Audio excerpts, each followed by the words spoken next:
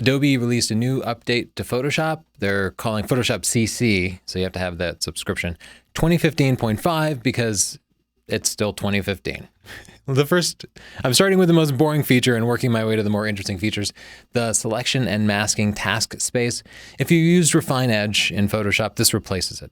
If you didn't use Refine Edge, then you probably won't care. But if you do a lot of like careful masking, like masking out the hair from the background, the Refine Edge tool was an important part of that. And it's hardly worth mentioning, but instead of going select Refine Edge, now you can go to select and then select and mask to do your selections. And you have a familiar tool over here, the marquee tool, which just kind of lets you draw.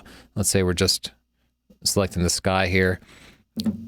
I gotta say, I feel like the tool is a lot clumsier than it used to be. It seems terribly, terribly slow.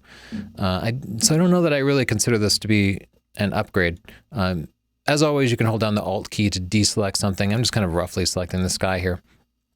One of the nicest parts of the Refine Edge tool, you'll see all the stuff from the Refine Edge dialog. It's over here in a panel now. That's the big difference. Instead of being a dialog, it's now the panel.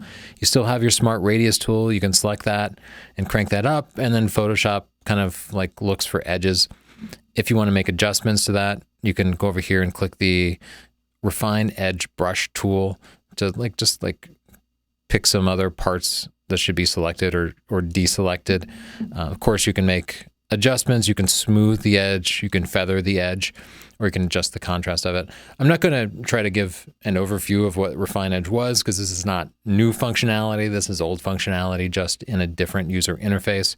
The quick selection tool is up here just for your convenience. And then this is the brush tool, which uses a traditional brush to select or deselect something. So I could just paint down here to select this part. Look how slow it is.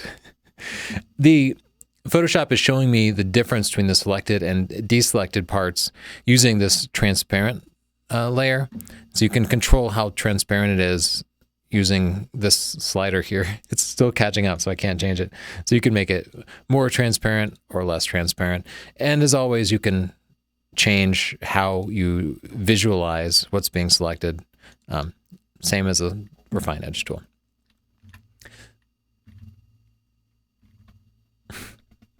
I'm trying to switch back to my display, but okay.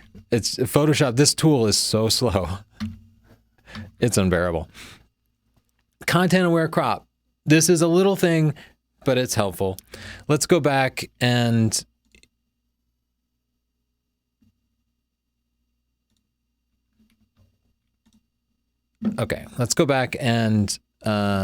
level this picture. You can see it's a little bit off level.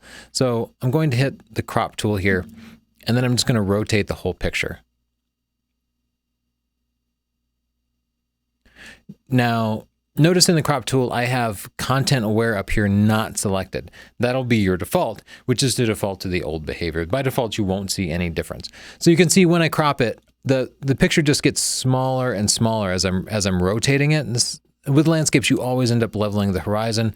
Though, incidentally, I had to use, this is Chelsea's picture from her D810, because I was shooting with the Pentax, which has this awesome feature where it corrects the horizon automatically. That's an aside. If you want to take advantage of the content-aware fill, you can select that checkbox, and now it keeps the image size the same.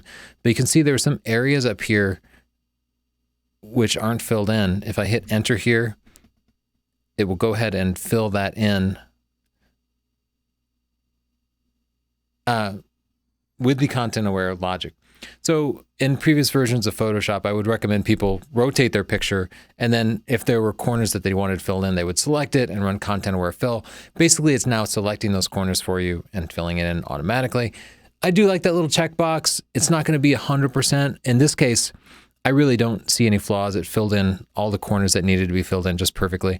But if it didn't fill it in right, you could either clone it over manually, or you could go back and select it, or you could just crop tighter and lose that information.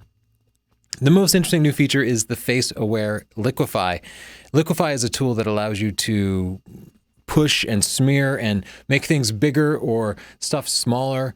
You could add muscles to somebody or make people thinner or give somebody a big nose. It's a fun tool. It's under Filters, Liquefy.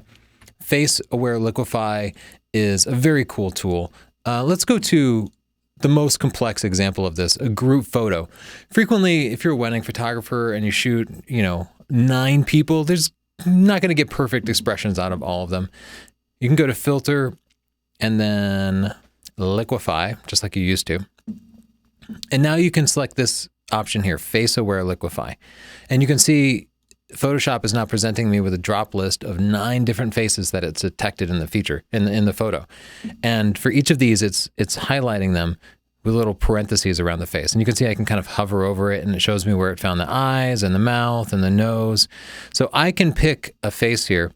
Like let's say the father of the groom here wishes he looked a little happier in the picture. I click his face, it selects face number 7, and now I can go down to, let's say, mouth, and I can add some more smile to him.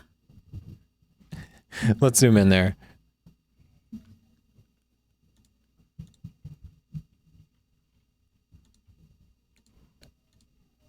Come on, Photoshop.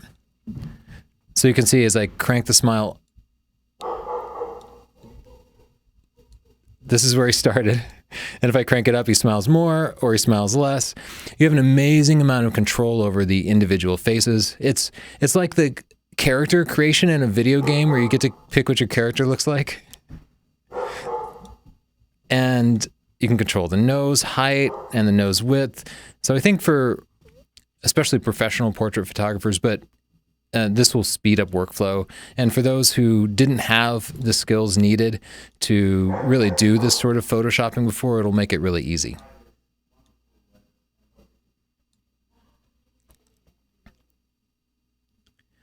I tested this in a variety of different scenarios, and it's really good. It almost always finds faces. This particular photo, it will find 1 out of the 2 faces. You can see it finds his face. It does not find her face, however. So you can see well, you can't really see his eyes in here, but I can change the size of his nose. But it ignores her face, probably because of the angle of her face and the sunglasses. It did fine on this picture. It even did fine on this picture in profile. So as I go into the Liquefy tool here, you can see I could change the size and shape of her nose.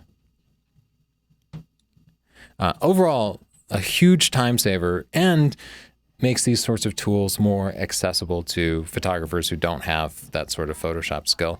If you're interested in learning more about Photoshop, you can go to stp.io/store. I have a whole Photoshop book. That's only $9.99 and includes over 10 hours of video. I also have books on Lightroom, photography equipment, learning digital photography. Check it out. Give me a like, subscribe. If you have any questions, write a comment. Thank you.